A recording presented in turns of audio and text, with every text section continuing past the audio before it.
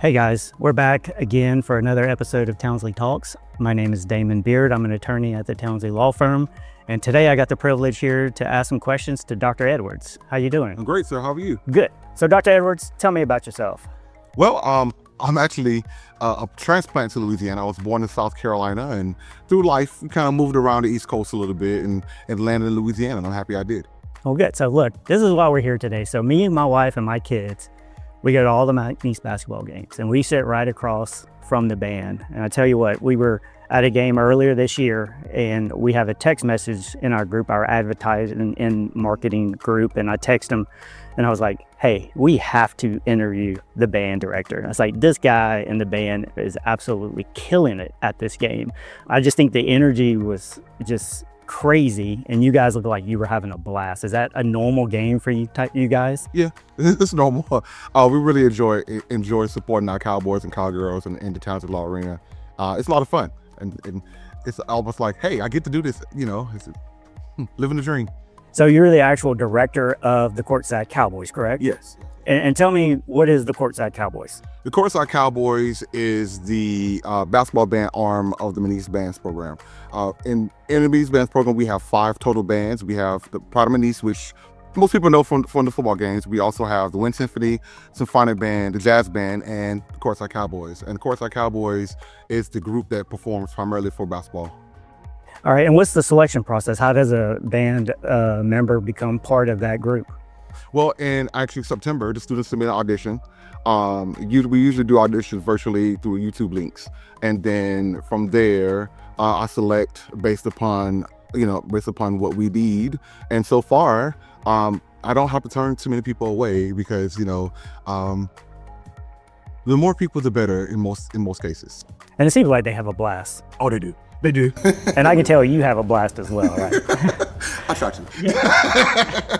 The problem is sometimes I get a little too invested in the game and have to calm myself down, So as the director, are you trying to hold the members back, or are you just letting them go free reign? Just let them go. We have some conversations about what is acceptable and what's not acceptable. What are the things that we can do? What are the things they can say? What are the things they cannot say? And then after that, it's free reign. I've noticed in the last couple of games that the students are bringing props. I've seen, looks like iPads with electronic stuff. And tell me about that. So, we had, athletics marketing is always trying to figure out how can we, improve the student section. How can we do things better? And my colleague, Director of Dr. Tim Pardue, he is great at coming up with chants to heckle the other team. And so we started this thing where he would come up with some chants or whatever, and we've got some of our band students who are in other ensembles who are not in Courtside Cowboys to come to the game to kind of join in the chants and just to increase the involvement of the student section and also heckle the other team. And I guess you're trying to promote that to the crowd to hopefully understand those chants and kind of join in at some point in time, correct? Yes. The goal is that to get the entire arena joining in those chants across, because I think that we have a really good home court advantage, but I think that we could be better. If we can get more people involved in chanting and doing the things that it helps support our Cowboys and Cowgirls.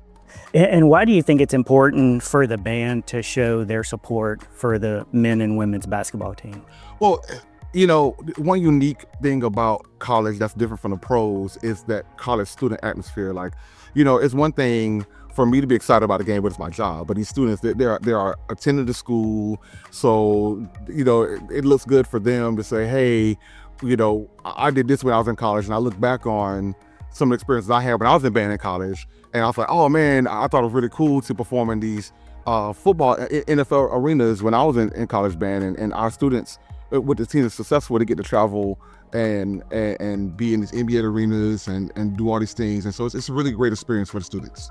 Great experience would be last year going to March Madness, right? Oh yeah, definitely. The last couple of years, it's been fun, especially beating Clemson because I grew up a Clemson fan. Oh. That was top tier. Yeah, so, as the director, what kind of environment do you hope that the program kind of creates at the Townsley Law Arena? I hope we create a positive, fun, exciting experience. We encourage the students to cheer and have a good time. I tell them when we were playing, we want everyone to look at us. When we're not playing, we want everyone to look at us. And so it's about exciting. It's about creating an excitement because, I wasn't here in the glory days of McNeese basketball, but I'm happy that we're experiencing a resurrection of McNeese basketball, and to being a part of that is something that is great, and I enjoy it, and our students enjoy it as well. Yeah. And so what makes the Courtside Cowboys different than, say, the Pride of McNeese? Well, the main difference is the Pride of McNeese primarily performs outdoors, and we primarily perform indoors. But some of the music is the same, but the goal is very different.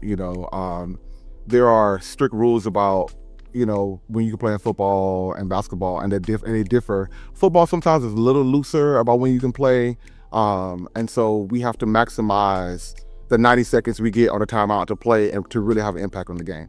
And so it's really quick, hit them and go. And so when you have that brief 90 seconds, how do you determine what you're going to be playing at that specific time? It's a combination of things. It's a combination of what's going on with the game, how the players are playing, how the arena is, what's going on. Because sometimes the goal is to get the crowd involved. Sometimes the goal is to get the players excited. And so depending on what the goal is, it kind of dictates what we play. And what's your go-to song if you want to get the crowd hyped up? Ironically, everyone loves Headbusters. Like when I ask students, hey, what do y'all want to play? They're like, hey, we want to play Headbusters. And the team likes to play Headbusters. So it's like, okay. And so for you as the director, what do you get out of teaching and mentoring these band members of the Courtside Cowboys? For me, it's about seeing the students have a great day and have a great time. It's about, being able to positively affect the game and positively help. It makes me feel like I'm a part of the team, a successful team, by getting my students excited about what's going on in the game and helping the team win. And so how do you encourage their creativity in this space, in the basketball in the Townsley Law Arena? Well, we actually have practice some of our chants because every year we have new people and freshmen and whatnot, and so we have to teach the freshmen and new people the chants. And so when we have practice, it's about, okay, let's do this, and then we'll be going over our chants and practicing our chants and making sure that everyone knows what they're supposed to say and when and all that stuff. So that's fun. How do you come about choosing which music y'all are going to play at a game and at what time? How do you come up with that? For deciding what to put in our book, so I call the list of songs we play our book. There's a little bit of everything in the book, and then a lot of it comes from student recommendations. Some of it comes from people in the crowd saying, hey, what about such and such and such? It's like, oh, that's a good idea. So it's a lot of areas. And then during the game, sometimes it's by feel, and sometimes it's random student, hey, what do you want to play right now? And so it's a combination of things. And so what is your favorite part about directing the Courtside Cowboys during the basketball games? Oh, definitely the games. Definitely the games is being a part of that excitement arena and being a part. It's a grind, but it's a good one. I enjoy it. What do you think is the crowd's favorite song that you guys play? Well, Jolie Blonde definitely is up there. I get a lot of. There's one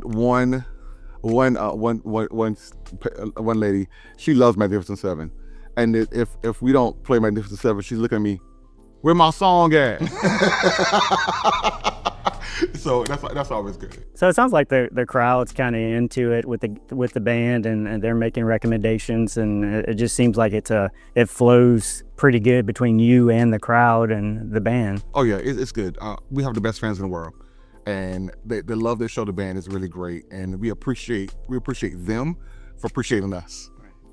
So how do you think the crowd's energy affects you and the band members? Oh, it does. Like it's almost like a frenzy. The more energy we get from the crowd gives us more energy, which gives more energy to the team. And so it's like we feed off of all of that. So the more energy, if you want the band to have more energy in the arena.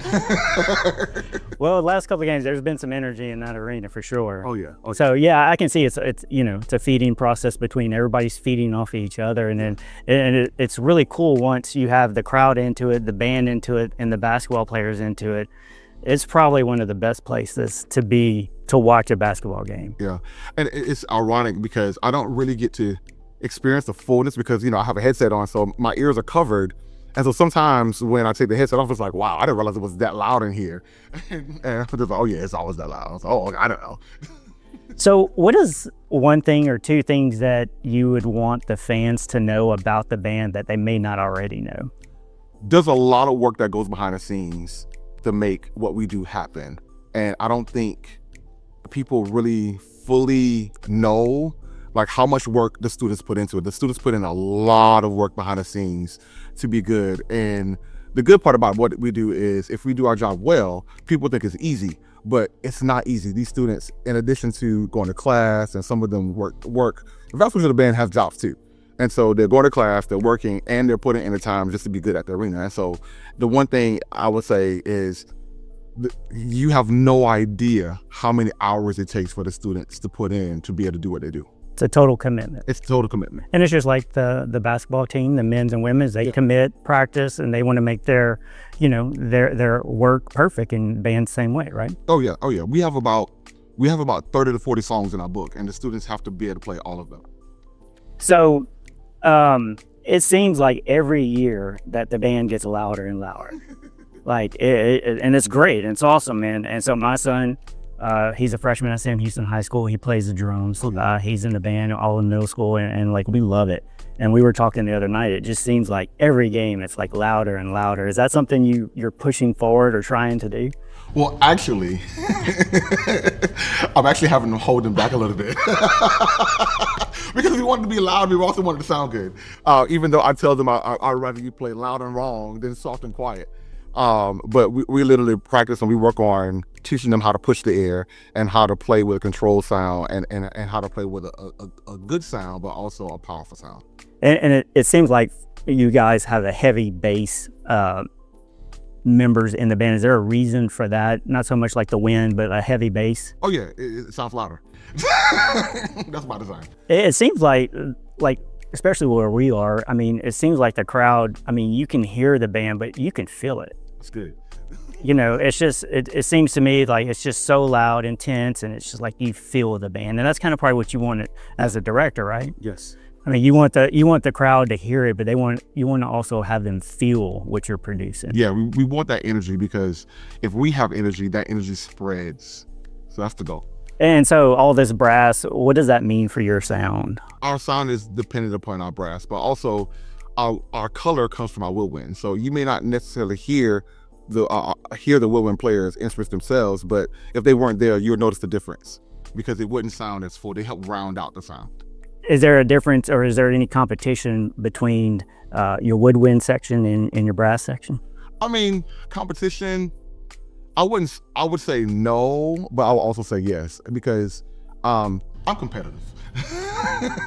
I want to win, and but there's a delicate balance between wanting to be good and also put in the work. So they're competing mainly against themselves to be better, and they push each other and they push themselves just to be better every time they pick up the instrument. How would you rate the acoustics in the Townsley Law Arena? Top tier. Top tier. Whoever was the architect that designed it, they did a great job because you can hear almost everything in that arena, and it's great. Like the acoustics are top tier.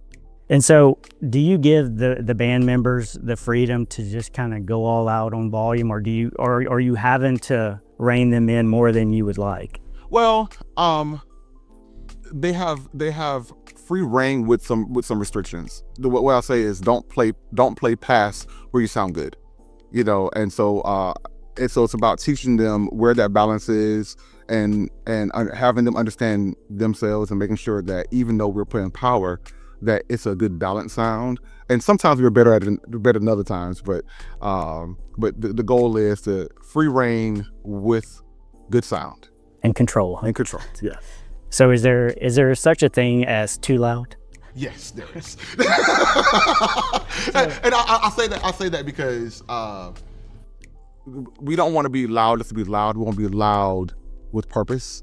And so as the ensemble can demonstrate that I can play louder with more control, then I'll let them play louder. But then, so as long as they can control it, then go ahead. But then when we can't control it and we start sounding bad and sound goes all everywhere, then let's bring that back a little bit. So, Courtside Cowboys would you say loud and wrong or quiet and right? How about loud and right? Loud is better, but just make sure it's done right. Just make sure it's done right, yeah. All right. Okay. Dr. Edwards, I really appreciate your time. We appreciate what you are doing, what the band members are doing at these basketball games. It's amazing to sit in there and to listen to you guys, see the energy, feel the energy, and cannot wait to see you in the future.